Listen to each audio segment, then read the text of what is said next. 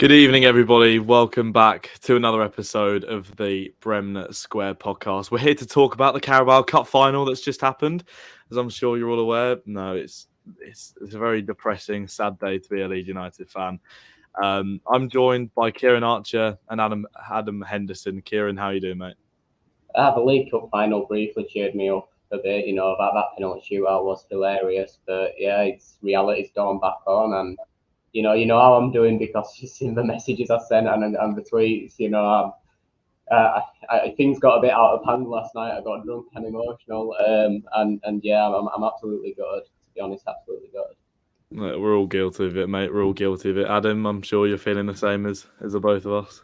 Oh yeah, no, I mean, same to Kieran. I mean, I watched the game and it was a nice sort of the penalty shootout was quite a laugh, and then suddenly you're back into reality of it's a non-Bielsa Leeds team, so it's like I couldn't believe it when it happened. I got really emotional, and I still feel quite emotional. So, but yeah, it just it doesn't feel good. Well, we are live on Leeds TV, Twitter, YouTube, Facebook. Put in the comments how you're feeling about the sacking. Was it the right or wrong decision? Your best memories of Bielsa, and we'll try and cover as much as possible. But I guess let's take it back to 12:30 on Saturday. I don't want to talk about the game because I feel like that's the most pointless bit of this weekend, and the bit that I think everyone's forgotten about, the fact we actually lost a game of football. But afterwards, Kieran, when it came out that it looked like he was going to be sacked, what were your thoughts? I think I had a bit of an early scoop on this because I was at Leicester City, and there's a player there. It's a very friend of a friend kind of thing, a dodgy kind of thing. But he said to me, "Bielsa's gone. Like I trust this mate of mine. He knows what's going on at Leeds. Bielsa's gone." And then I looked on Twitter, and the Athletic were reporting that they were seriously considering sacking Bielsa or mutually by mutual consent or whatever it was. But loads of reports. He got Leeds, didn't it? Quite clearly. And yeah, I just last night I was absolutely gutted, and I still am. There was still that little bit of hope that it might not be true until the official announcement came. I kind of hoped that the backlash that the thought of Bielsa going was causing and kind of backtrack, but I don't think it was. You can't really backtrack once you've gone to that place. The trust being eroded, I suppose, with the manager as well. So how can you turn around on that decision late? The club have stuck by it. The announcement was made, and that was the final nail in the coffin. I've just been so down all day. It does feel like someone. It's going to sound so weird to non-Leeds fans, like passed away. I don't know. Do you know what I mean? Like waking up, it sort of felt incredibly numb and different. And when I woke up this morning, I immediately checked Twitter to see if any announcement was made. A bit like you, Kieran. I saw no announcement at 9:30. I thought, a bit like what they did with the Badger a couple of years ago. Have they turned it around a bit and thought, actually, what are we doing? Evidently not. A couple of hours later, the announcement's made. And then when the player tribute started to come in, I think that was when I was sort of got incredibly emotional. I mean, Adam, for you, how's the last 24 hours been? Well, I mean, obviously, the game itself, that's quite irrelevant. But afterwards, when I saw people saying about that, he'll get sacked, and then I heard you hear the rumours and stuff. Like you think, oh well, it's not from. You think, oh, it's not from a legit source. So you're thinking, oh, it's okay, it's be fine. It's just people talking, and then you hear it gets even bigger with the rumours, and then obviously it comes out in the morning at around 11, I think, and he's gone. But I was extremely emotional when it came out, and then obviously you see all the players and you see sort of footage of Bielsa and stuff that the Leeds team did on the pitch, some of the beautiful football we did, and you reminisce, and it's just it feels absolutely gutting, and I felt really lost, and I still feel quite lost, but yeah, it's just a really sad situation, and hopefully we can, I'll keep losing my words, but it's not a great situation. So, yeah. Adam, how weird does it feel to say that next game we won't have Marcelo Bielsa in charge? Oh, it feels just not real. Like if I just want somebody to pinch me and wake me up. It's sort of, it just doesn't feel right. I know the game moves on, and I know things change, but it just feels such an end of an era. It's just a huge loss, and and I just can't imagine not seeing Bielsa side play next weekend. It's just going to be really surreal. It is surreal, and we'll get on to his fantastic 10 out of 10 era at Leeds United later on in the podcast. So do chuck in your comments, your favourite bits under Marcelo Bielsa. Kieran, what do you make of the way I think we're all kind of in a bit of a unanimous agreement. Are we? Do you feel like this was the right decision? The form, I think we conceded 20 goals so far this month, which I saw somewhere was more than Petr Cech conceded in like one season at Chelsea. And on form, we haven't been good at all. We can't. It's not acceptable to be conceding those sorts of goals, each and every game. But the sentimental aspect, what he's done for the club, and I think he could have kept us up. Do you feel like it was the right decision or not? I can understand from the outside looking in. A lot of fans of the club think it is the right decision. If you look at the goals we're conceding, it does look like a desperate situation. And I think Bielsa's stubbornness to his principles, to his ideas, also confuses a few people. They say if you're conceding so many goals, you've got to change something. I think some of our fans agree with that. But I think this is the first spell we've seen where Bielsa's principles haven't worked. In more than 3.5 seasons with the club, there's been the odd bad spell, but we've always managed to find the form again. I do think that the injuries, they've kind of killed him this season. Two of the most important players in the squad. Bamford is a Bielsa striker. He just fits Bielsa's ideals for a striker so much.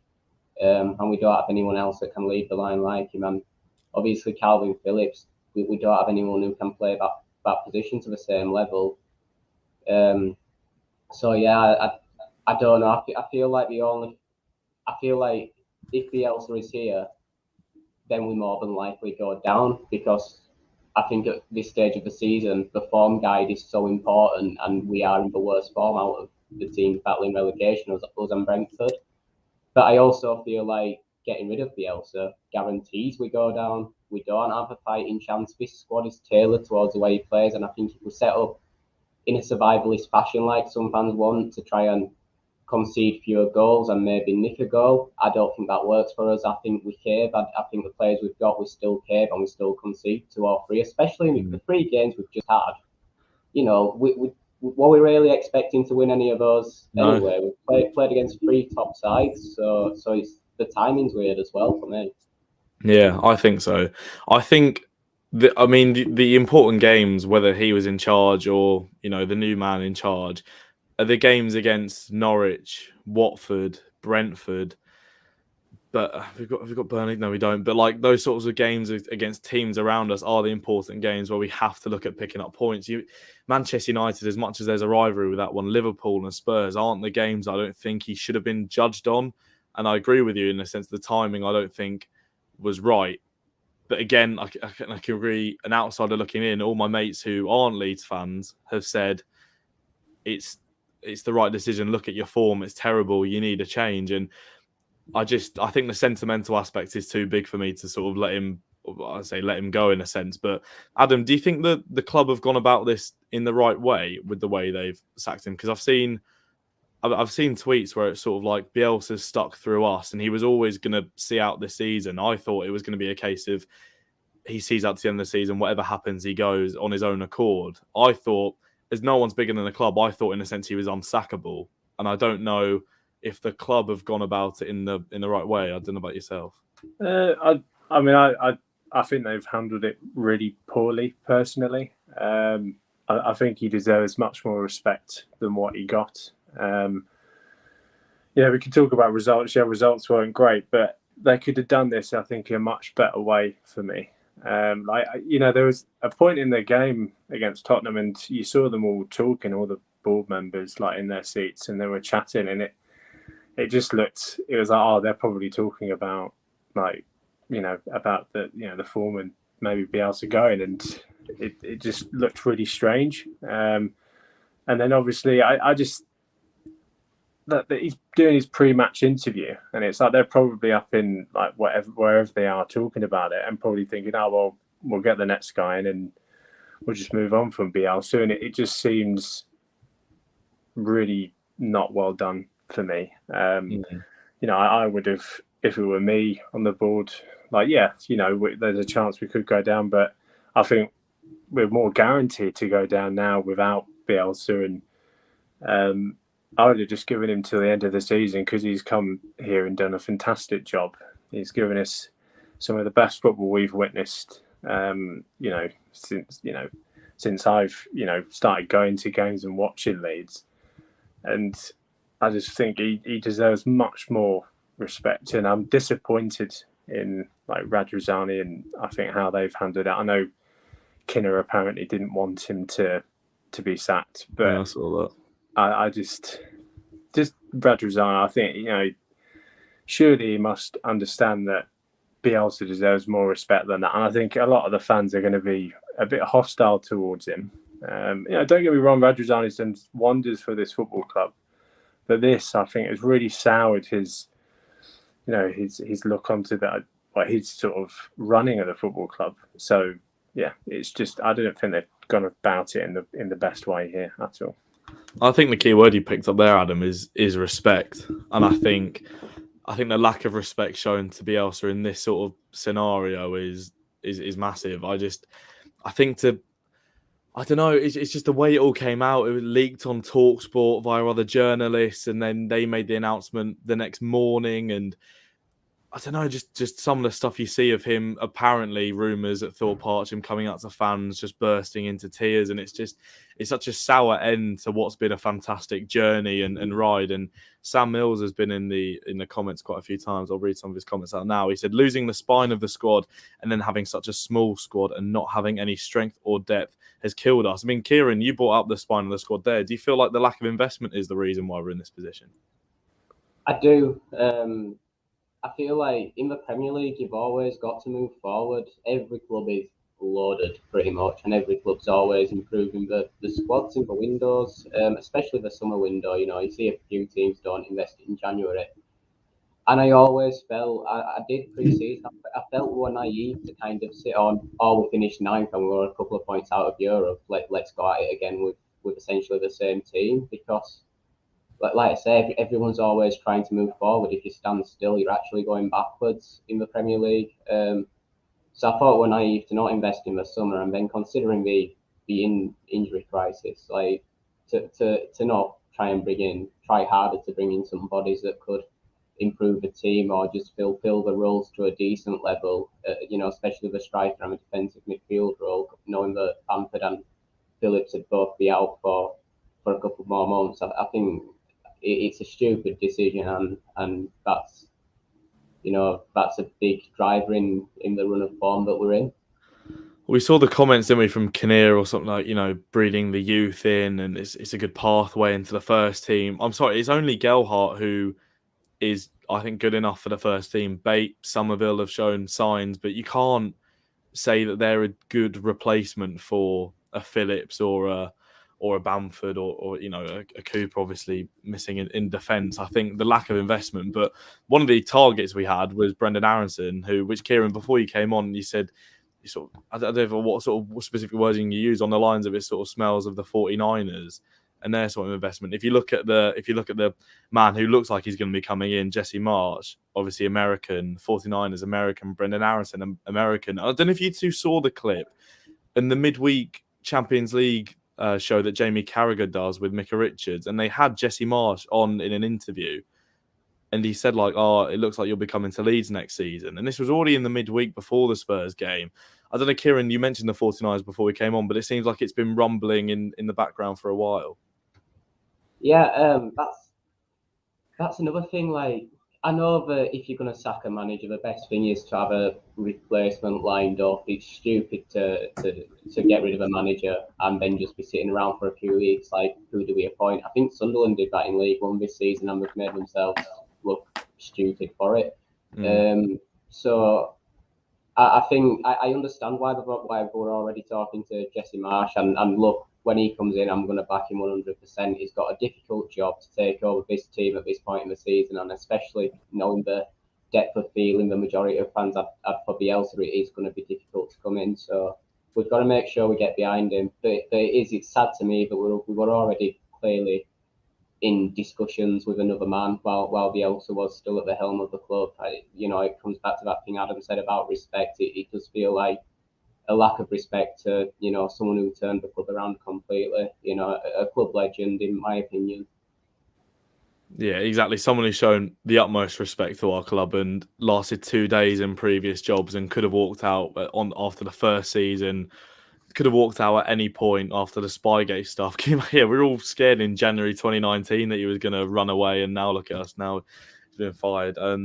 I think the whole Jesse Marsch thing reeks of mum's new boyfriend vibes. I just can't sort of get around it. I completely agree with you. We've got to back him, and it looks like he's going to be the man to come in. I think we've got to back him 100%. Of course we have. And I think Jack Harrison put in his appreciation sort of post to Marcelo Bielsa, and he said, asking all the fans around the world, we need your full support in these final 12 games. And I completely understand that. I just think it's going to be hard for some fans to immediately, in less than a week's time, go support another manager, if you know what I mean. Of course we're going to be supporting him and supporting the club, but I think the hangover from this is going to be massive.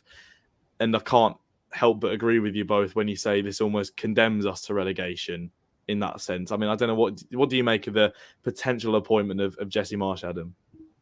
I researched him. He looks, he's got some interesting tactics. There's sort of similar aspects to Bielsa, not fully, obviously, but yeah, he looks passionate. He's quite a young manager, really, and he looks hungry for success. He's done well at RB Salzburg and did pretty good at Leipzig as well. So, he's got experience. He's managed at a very high level. I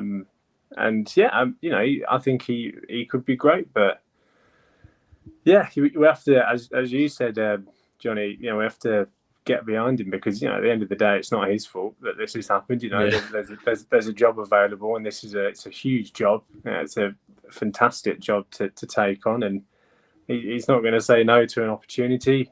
So we've got to give him, 110% of our support. But yeah, I think he's going to be a good appointment. I hope, obviously. I mean, there's worse managers, out there, and I think we've avoided them fantastically well. And I think we've got a manager here who's got a great pedigree, and I look forward to seeing him have a go. Yeah. Do you not fancy Big Sam for this job, Adam? Oh Christ, no! I'm all good. I mean, I just hearing the name, that would be a joke. It never gonna happen.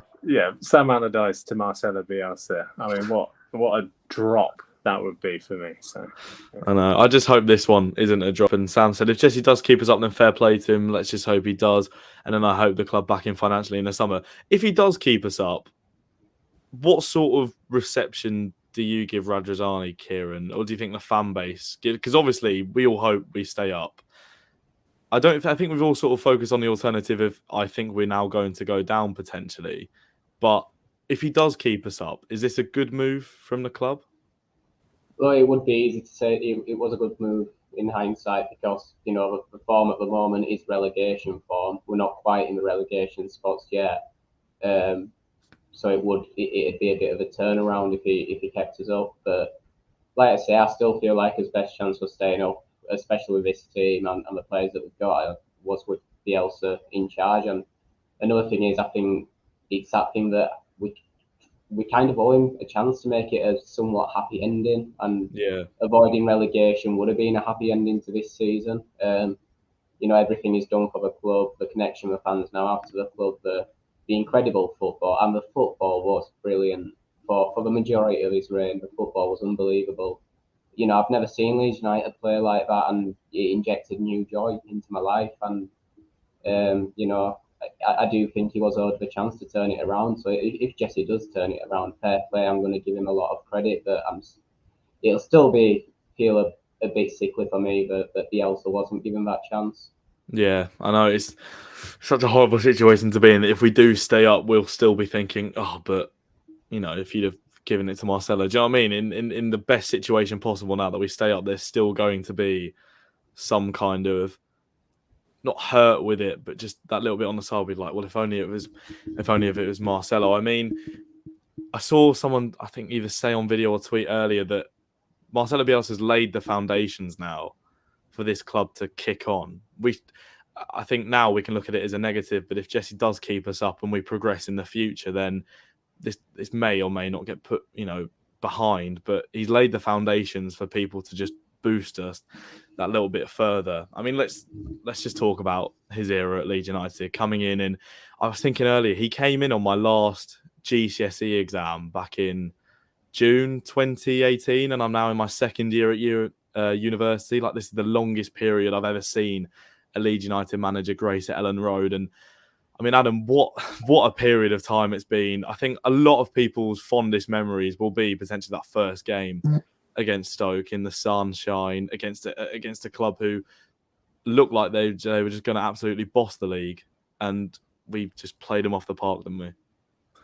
Yeah, I mean, I was at the Stoke game, his first ever game of the Bielsa reign. I mean, I was at a friendly game at Ellen Road. Bielsa was managing against UD Las Palmas, and there wasn't that many people there, but there was just something about that team. It just felt it was a nice feeling, but an odd feeling. I've never seen Leeds like pass the ball the way they did, the runs they did, and obviously the man market. I've never seen anything like that before, like in front of me live. It was amazing to see. And then obviously it goes to Stoke City. They just come down. They've got some amazing football players, and then it was just an absolute slaughter, of Stoke and that Bielsa system.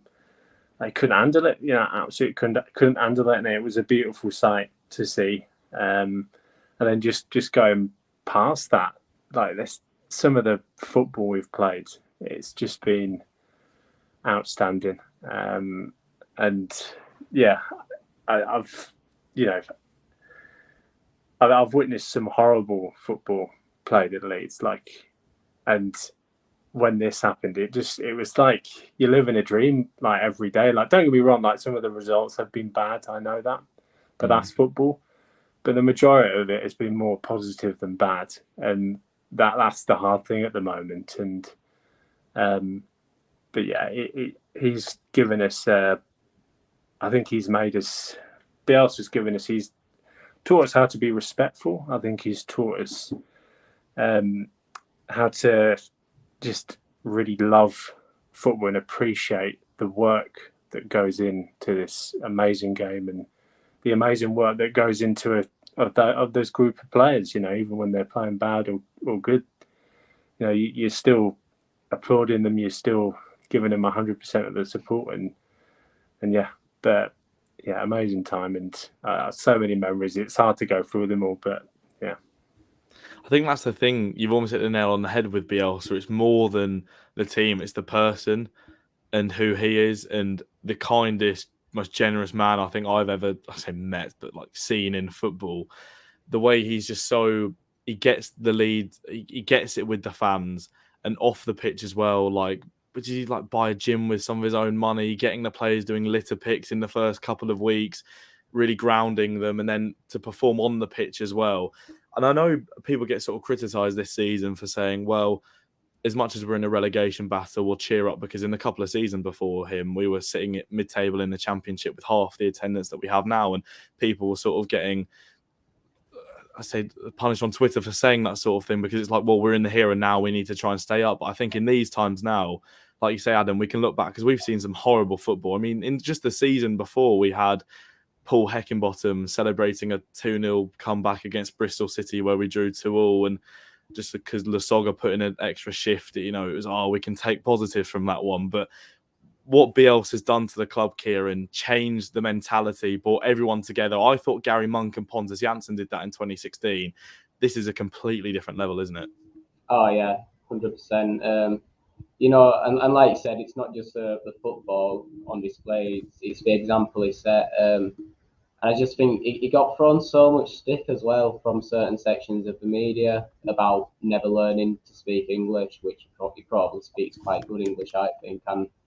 And after Spygate, especially where he broke no written rule, he had a lad standing on a public footpath watching Derby train, you know, and he got absolutely hammered, and he's approached every situation with just total respect, total grace, and you know, I don't know. I think if I'd have faced some of the stick that Bielsa's faced this last few years, I wouldn't have come out of it with anywhere near the amount of class that he has. And I want to touch on that Stoke game, and you know, we've already spoke about it, but I just want to say, like, Go for it. He took a team with no identity really under Paul Heckingbottom. It was a team like what was the style of play? How could you sum up the style of play? It was nothing. A team with no identity, and within a few months, it injected a style of play, a system that and perfected it almost. Like the players took to it, executed it, and I just remember the game, that atmosphere. It was electric, but also quite strange. It's like we were all in absolute disbelief inside that stadium. We're like, are Leeds United allowed to do this? Are they allowed to pass the ball to another player in the white shirt? And we're not meant to do this. No. Give them own goals. This isn't real. Give them own goals. This isn't real. Yeah, I've never been in a stadium like it that day. It was like 34,000 people or something like that, just in pure disbelief and mixed in with a bit of joy. I think the thing that's special about that season in particular is the first game of a lot of seasons. I mean, we've had some awful first games, but I remember the 2015 against Burnley, Antonucci scored a worldie and then we conceded sort of later on.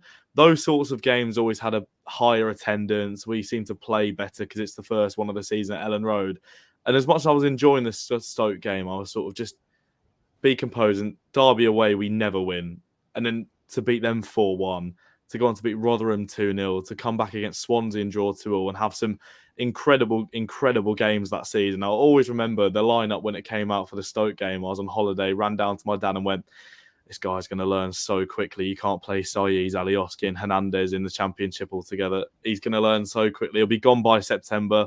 We'll bring in Hockaday again. It's all going to go wrong. And how he proved me wrong. How he proved, I think, everyone wrong. And the Stoke game is a highlight. Promotion's obviously a big highlight. But Adam, any sort of in particular games or goals or moments that I mean, we could go on for ages, and you can bring up as many as you want. I don't want one. I want loads. But just somewhat Bielsa for you. I say Birmingham away. It was like, I think it was like 5-4 and Leeds did really well. Like that, they've got a bit of a lead, and Birmingham start to creep back in. But like just Leeds, they keep going that style of play. I think if it was like a Leeds with a different manager, they would just kind of okay, let's just calm down here. Let's just bring it. And they didn't. They just keep going, and so Birmingham, that was a big highlight. I'd say Pablo Hernandez against Swansea, like that. I mean, that was quite a defining moment for me. I was right up there. And then I say probably against, like, I think we played against Preston at Ellen Road, and it was just some of the football in that just reeked of Bielsa. It was just, I mean, I think all the goals reek of Bielsa. It's just, every goal was quite a magical moment. I think it doesn't matter how it goes in, that you can appreciate the build-up play and how much is going on the pitch. And it, I think people talking about like Declan Rice when he said, I don't think people understand how hard it is to play against. Like, don't get me wrong. Yeah, like teams have found us out a bit, but when it goes right, it must, for an opposition player, that must be frightening to play against for me. And Yeah, but there's so many moments I can't think at the moment. But like there is literally loads. But he's made me extremely happy, and it just makes me love this game. Yeah. I think even the games we've lost, I think every game was still as magical as the last or the next, just because it was Bielsa, it was Leeds, it was the changing of this club, it was the changing of Calvin Phillips from a player who I would have happily sold in the summer of 2018 and kept Ronaldo Vieira, and he's now England's Player of the Year, although that's slightly dubious to Leeds fans, but we're pushing that out now. England's Player of the Year, you know, a man who played, I don't want to say every minute of the Euros, almost every minute, I'm not too sure. Stuart Dallas is someone who was a very rotational player in the Leeds squad. Didn't get too much game time until the back end of Bielsa's first season, and now Leeds is Player of the Year. Pablo Hernandez, who we didn't think could get better, picked up a Patrick Bamford, who was very low on confidence, even with his time at Leeds, turned him into an 18-goal-a-season striker. I think some of the individual accolades, as well as the team accolades, just prove how big this man has been to this club. And it's just, you can't almost put into words, and no matter of words or describing the memories can put into perspective how much he's done to this football club. And some of the memories you picked out there, that Pablo Hernandez goal against Swansea is, I think, everyone's pinnacle. It's just so annoying we couldn't be there for that, lifting the trophy, or even to really just say goodbye in a sense. I think it would have almost been quite fitting if we'd have managed to stay up going into the last home game and he'd come out beforehand and gone, look, I'm leaving at the end of the season. And then you can give him a proper send-off, like we were sort of able to give Pablo Hernandez and Berardi their send-offs. It feels a bit like Alioski, in a bigger sense, but weren't able to give him that sort of send-off. I mean, a couple of highlights for myself, the Villa and the Blackburn game of Christmas 2018, two ridiculous games back-to-back, and like the 5-4 you said, Adam. I mean, Kieran, there are many more, aren't there?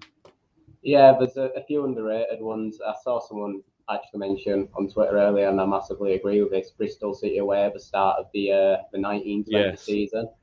We'd just come off the back of our playoff semi-final defeat. The questions start to be raised. Can we do it again next season? We form dropped off towards the end of last season, and we just came out and it was back to vintage Bielsa ball. Pablo Hernandez pulling the strings, and it's just like, yeah, Bielsa's still got it. This team's still got it. And another one, an underrated one for me, we don't really think of the COVID games except from the Swansea goal as much. I don't think because there wasn't fans in attendance to see it. But I really loved going to Pride Park just after we'd been confirmed as champions. We'd rotated the squad a fair bit. There was a few first teamers still in there, but they'd clearly, being at it all week. Still drunk. Just enjoying themselves.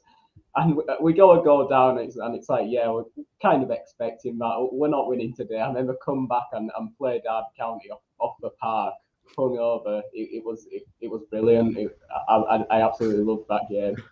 That Clark guy, their centre back, scored a worldie of an own goal, didn't he? Sort of scissor kicked it into his own net.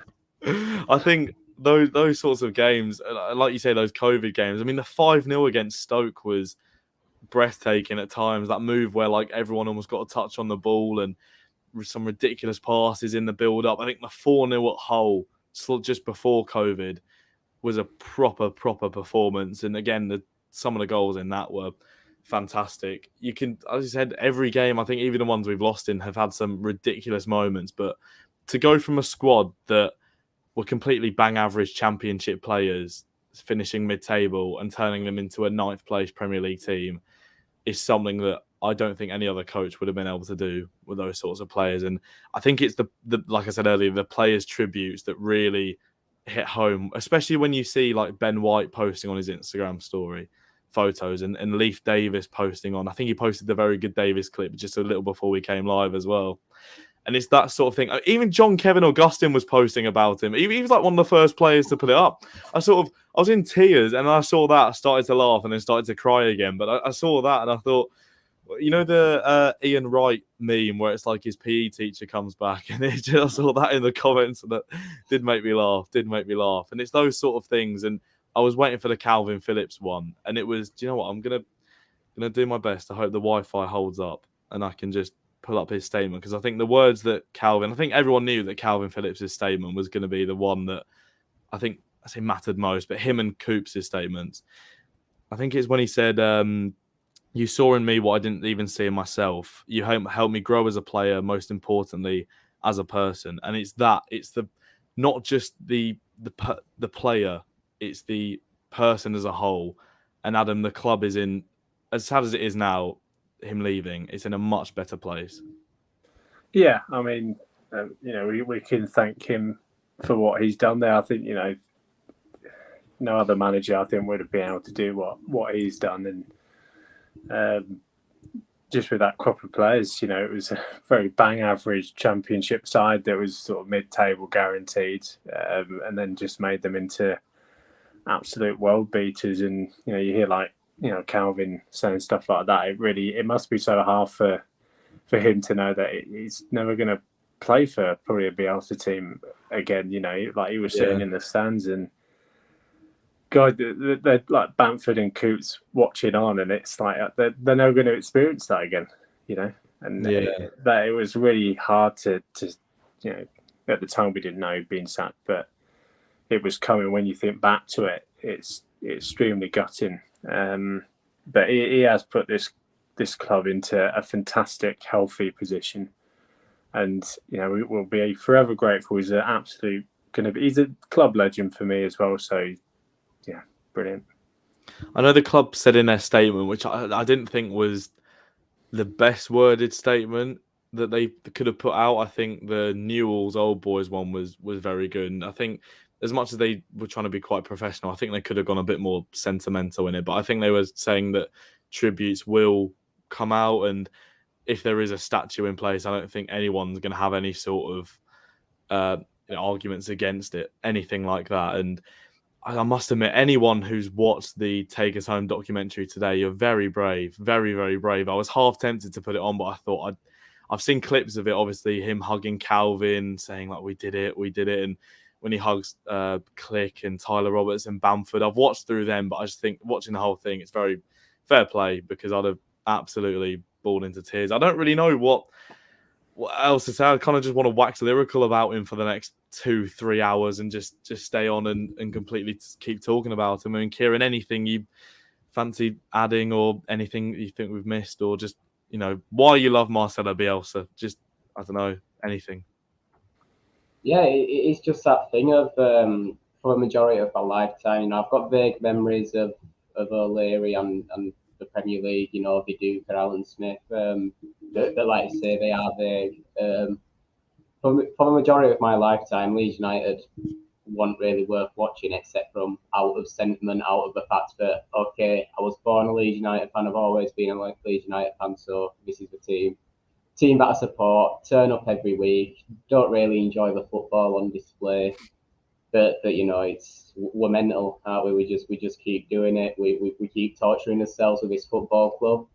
But I think the Bielsa era is one of the few times in my lifetime where supporting Leeds United hasn't been like subjecting myself to constant torture. It's just been absolutely joyful, and I do want to repeat that. I think the fact that he did bring us that means that he'd earned the right to try and end it on a good note and try and turn it around and at least save us from relegation. And I'm still absolutely gutted that the club haven't come to the same conclusion and have decided to replace him. I don't think that's what he deserved at all. No, he didn't. I'm with you on that one. It's so frustrating. It still doesn't feel real, and it still doesn't feel like we're going to go to the King Power Stadium and not have a man crouching, squatting for 90 minutes, occasionally using this bucket that 3.5 years ago we thought was the weirdest thing, and now it's just normal. It's such a weird. It's going to be such a weird end to the season. I think whether we stay up, whether we go down, it's going to be weird. I don't actually know how long it's going to take for us to sort of get used to him not being there. I'd love for the club to almost invite him back every game and him to have some sort of effect on the club, but wherever he goes next, and I completely wish him the best. And it'd be nice to see him in England. It'd be a bit weird if he was to come back to Elland Road in an oppositional sense. And, that would be just weird to see how that ends. If this is his last job as a football manager, then I think he can go out with his head well and truly held high. I mean, Adam, anything else you like to add about Bielsa? I think he's just made us as I think not just Leeds fans. I think this goes beyond. I think Leeds fans. I mean, for me, I think he's really affected in a good way the English game. For me, I think he's put a huge stamp on it, and I think with the popularity of the English game, not just in the Premier League but the Championship that it attracts, I think he's just, I think the world of football has been able to witness something extremely special, and I mean, you can say thank you to him, but it never feels like enough. You feel like, you need to do more. But I think it's lovely to see as well at Thorpe Arch, all the people there, getting, shaking his hand, getting pictures with him, saying their final goodbyes, and it's lovely to see, and it's nice to see all the tributes. But there's not really much. It just doesn't feel right doing this, really. But no. It's you have to come to terms with it. But sad moment. Yeah. Tell you what, when it hit full time on Saturday, I actually wasn't watching the game. I was working. But when my mate told me, "Oh, you lost 4-0," I didn't think I'd be coming onto this podcast talking about our manager not being there. I thought it was just going to be, do you think we're down? Do you think Rafinha might leave? Do you think Bielsa might leave at the end of the season? That kind of just normal chat that we can sort of try and forget about in a week's time and push on for another 3 points. But I think like you say there, Adam, even this morning when it was basically confirmed, I still didn't believe that this would be the case going into the next game. And I just hope he knows how much sort of what he meant to us, if you know what I mean. Because we haven't really been able to have that final goodbye. Obviously, like you say, Adam, people are up at Thorpe Arch and outside Elland Road. And I don't know whether he gets to see these sorts of tweets or images that everyone else is sharing and all their memories about him. But I honestly hope he does. And if it has to be translated all into Spanish, then that's fine. I'm sure he's got better English than he lets on. I'll tell you what would be great is if he was to come out and do like a final video on his time at Leeds and it's all in English. And there's no need for his translator, which I feel sorry for as well because he's out of a job. But if he just comes out and sort of does something against the media, against the whole Spygate thing, and just comes out and goes, look, I hope they stay up.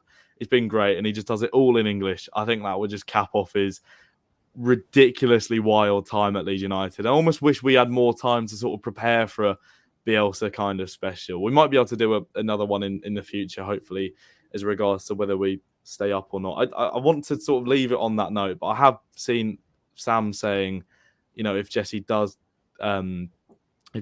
keep us up and where we sort of go from here, I don't think we can sort of talk too much about the future. I don't really know what's going to happen if he is going to be the man that comes in charge. But I think all Leeds fans have to be 100% supporting him. But we can do that at the same time while singing Marcelo Bielsa's name at the King Power. Dare I ask for score predictions for that game now, or is that a bit too premature asking for that one? Do you reckon?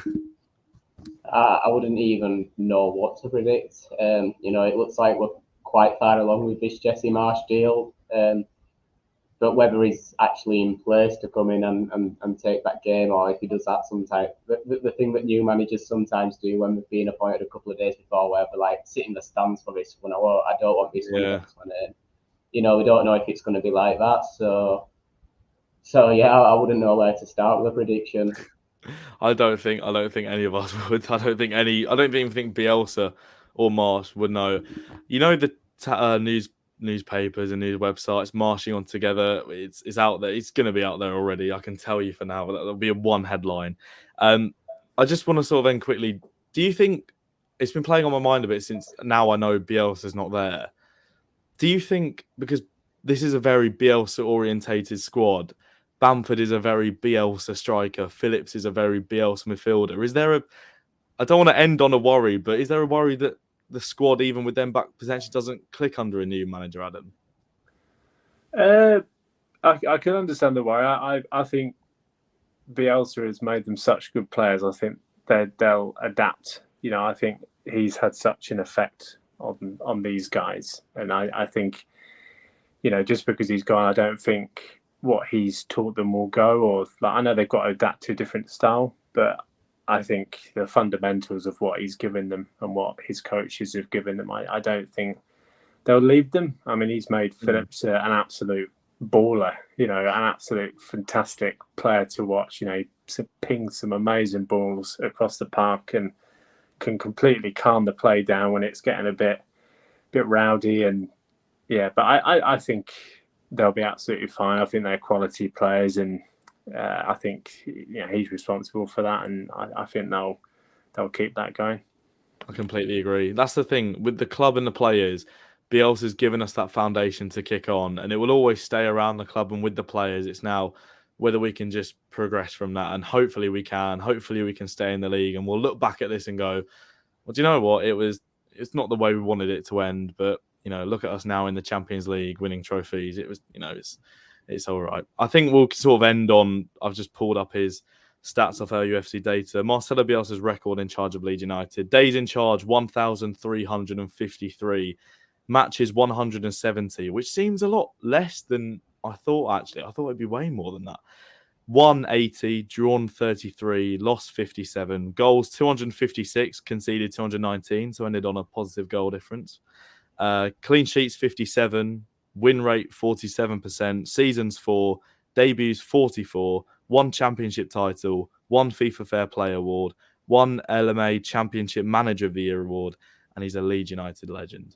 So, Marcelo Bielsa, because I'm sure you're watching, thank you very much for providing us three, and us all Leeds United fans with fantastic memories, ones that I'm sure will never leave us at all, for getting us back to the Premier League, bringing everyone together, and hopefully we can see him at Ellen Road sometime soon. Thank you very much for everyone who tuned in. Kieran and Adam, thank you very much for joining me, and we will see you, whoever's in charge, on the next one. Thank you very much, Marcelo.